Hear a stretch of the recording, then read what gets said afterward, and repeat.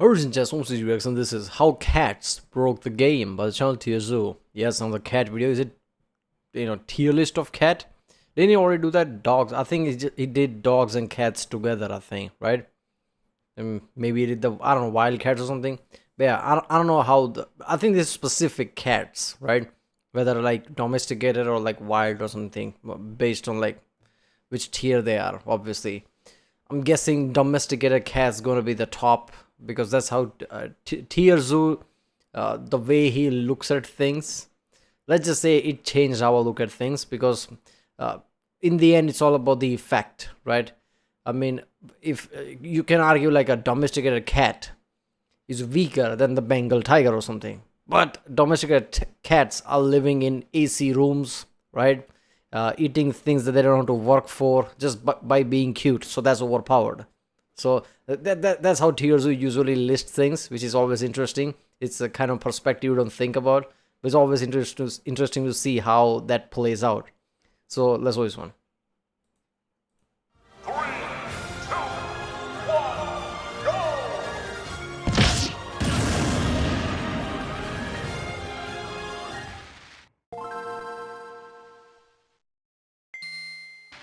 This game's tier list can seem pretty set in stone sometimes, but in reality, major shifts in the meta can happen extremely quickly, especially when new resource hotspots and points of interest open up. Builds which are well adapted to capitalize on these flashpoints can see dramatic ascensions on the tier list. One such event occurred when humans unlocked the food storage ability. This greatly improved the humans' survivability by giving them a consistent source of XP even during harsh winters or famines. That is, if they could defend their stockpiles. These stashes were incredibly valuable, and could easily support entire colonies of rats and sparrows if improperly guarded. And while these Neolithic humans did have some techniques they could use to try and protect their precious grain on their own, ultimately their saving grace came in the form of a previously low-tier predator build that was barely scraping by in the North African savanna, the Wildcat. A build which, once domesticated, would go on to become one of the most oppressive, overpowered predators in the current meta. But what is it about the house cat that makes it such a dominant threat? And how was it that the Wildcat became better suited at taking advantage of pest infestations than other builds? To really explain the success of the house cat, we need to go way back and start our story just after the Miocene balance patch. This update granted mammals access to a new ability called Carnival Teeth, a side grade of the Dentition skill tree, which allows users to gain bonus XP from carcasses and carrion sources. This may seem like a minor thing, but it completely changed up the metagame and made hyper-carnivorous builds a lot more viable, giving rise to a new archetype called the Carnivoran, a group which includes many of the most popular predator builds in the current meta. Carnivorans are divided into two factions, Caniforms and feliforms. Caniforms are more generalist in nature and invest a lot into the olfaction skill tree, letting them track the scents of whatever they need, be it scavengeable carrion, prey, fruit. What? Bear, skunk, otter, dog. I mean, yeah. A lion, mongoose, meerkat, cat, mongoose. I obviously, based on like what makes them in this group makes sense, but like one of the weirdest things, right? Okay. What? Oh, there you go.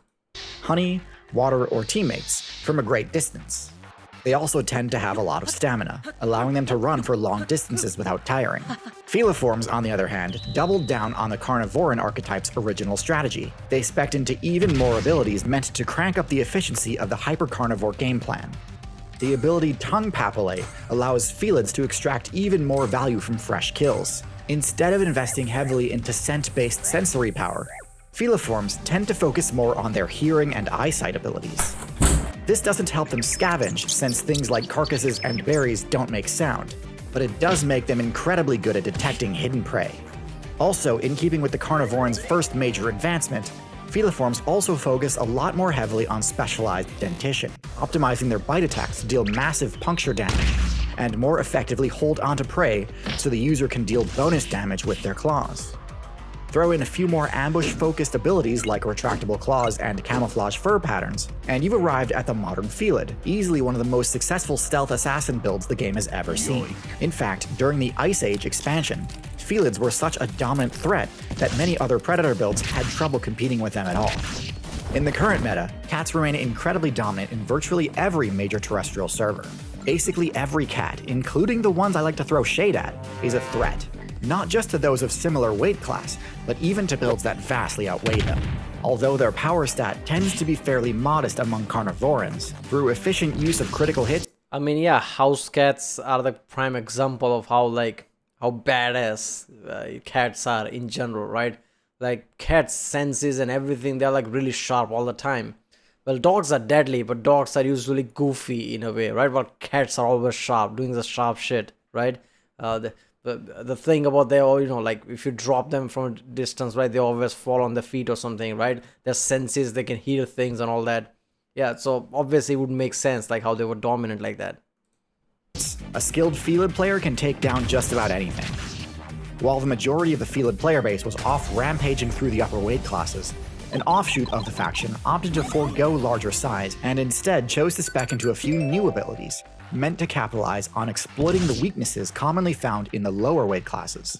So let's finally start unpacking what makes the house cat so overpowered. We'll begin with a quick look at the cat's stats. We've got a build with upper mid-level intelligence, low defensive stats, decent damage, above average stealth, high mobility, and excellent perception. Right off the bat, something that might jump out at you is, well, the fact that nothing jumps out at you. Cats are supposedly some of the most broken predators of all time, and yet none of their stats seems all that busted on their own. Top tier builds tend to have at least one stat that is so high it completely invalidates the strategies of other players. But no, cats aren't able to use tools, they don't have a bone-crushing or venomous bite, they can't change colors, they can't tank attacks for days, they can't echolocate, and so on. So no obvious answer here. Next, let's check out their unique abilities. We talked about a few already, including the abilities that buff the XP rates from meat sources. These should not be understated, as without them you can pretty much entirely write off the viability of this build. Cats, and all other mammals, have the warm-blooded trait. This grants them greatly improved stamina regen rates, greater resistance to cold damage, and a bunch of other useful perks, but at the cost of much greater upkeep requirements, meaning they need to secure kills much more frequently than similarly sized cold-blooded builds. Without these abilities granting the cat bonus XP from meat, it would be very difficult for them to keep up with their energy needs, even with how efficient cats are at hunting.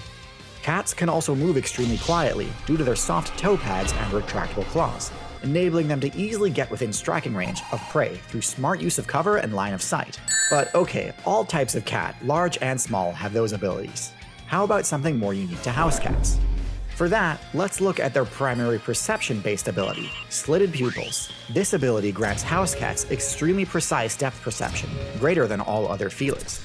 This allows them to perfectly judge the optimal pouncing distance, massively increasing their odds of landing an immediate critical hit and incapacitating. Yeah, it is near scary how house cats are accurate, right? That accuracy is the one thing that always makes me think, what the fuck? And their reflexes, obviously, cat-like reflexes. There's a reason why they're saying is like that, right? So the reflexes combined with their depth perception, they are insanely accurate. You need to watch slowed down video to realize like how they calculated things and how they basically approached their target before it has a chance to respond.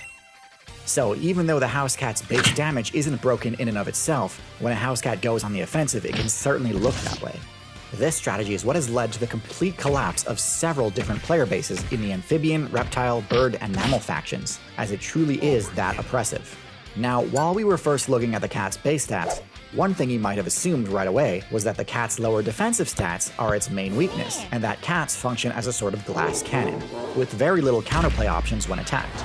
You might also assume that given the cat's high mobility, their primary defensive strategy is simply to run away when they feel threatened. And while their top speed is often enough to escape danger when needed, instead, cats employ their mobility stat defensively in a different way. This is where one of the most shockingly effective aspects of the house cat manifests. House cats use their incredible agility to stand their ground. Agility and quick reflexes are the cat just went ninja right there. That was so good, man. I mean, you got to love cats, man. Domesticated cats, right? I mean, obviously, their evolution is what made them like that, but you can see a certain trend, right? You can see how they are as the whole, right? The way they function. Everybody knows that, right? Like cats, that's why there's some, that whole thing leads to trolling as well. You see in way many videos of cats literally trolling other animals, humans, and things like that. because that's how they function. Like defensively, they try to like jump and view, but not really run away because other predator might be faster than the cat, so they're not gonna run away. They just evading things, right? If this was something like a movie or video game, they wouldn't be like god tier, some like special ability character. No, they would be like experience was everything down and like calm and patience type of warrior type of build, right? That's what cats are. They don't have one thing that is too overpowered, but they've like invested in enough things that makes them overpowered. Are usually used to dodge attacks, but cats instead actually use the reflexes to deflect them. Because their incredible depth perception grants them such high accuracy on their attacks, they can use their claw swipe attack to actually block incoming strikes. This is surprisingly consistent and works on a lot more attacks than you might think. Now, obviously this is a high skill, high reward strategy. Missing a parry can result in serious damage, but if you get good enough at this, you can ward off attacks from just like about Souls anything, game. and potentially even open up opportunities for counterattacks. Put all this together, and you come to understand what a house cat build truly is. A house cat is what you get when you fuse the deadliness of a snake with the energy of a mammal. But why does this playstyle make for such a good partnership with human players? Compared to dogs, they seem like they'd be much less useful party members. Humans broke the game and became the top tier build by using coordinated team strategies and tool use in order to utterly trivialize their matchup versus large mammals. Dogs easily slot right into this game plan, as they can help track and chase down large prey, and also sniff out any potential ambush predators that could disrupt and punish this strategy. When a successful kill is made, dogs and humans naturally split the reward and both benefit. Dogs are also great defensively, as they can keep watch at camp and alert party members of approaching enemies. Cats are generally pretty useless in this regard. They don't have anywhere near the endurance required to chase down prey over long distances, can't square off head-to-head with those builds anyway, and aren't nearly as reliable for early enemy alerts.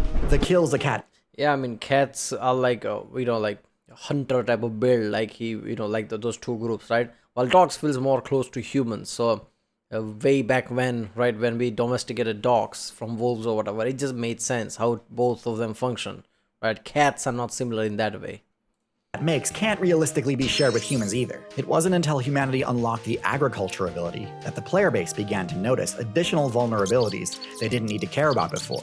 Vulnerabilities that dogs couldn't really help with.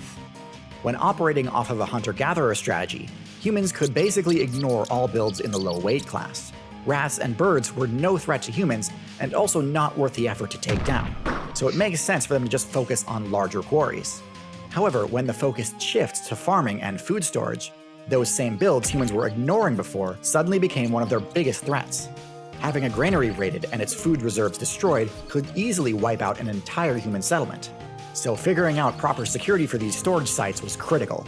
Yeah, humans just went from like eating meat and hunting carnivore style from like veganism, let's just say, like farming and everything, right? Settling down, building towns and cities and all that, barons and now kings and whatever.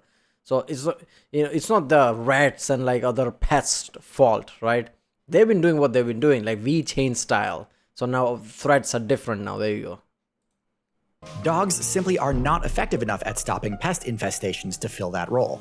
They cannot climb or fit into small spaces and aren't stealthy enough to catch the trickier pests. Cats, on the other hand, are truly excellent at this task and come with other benefits as well.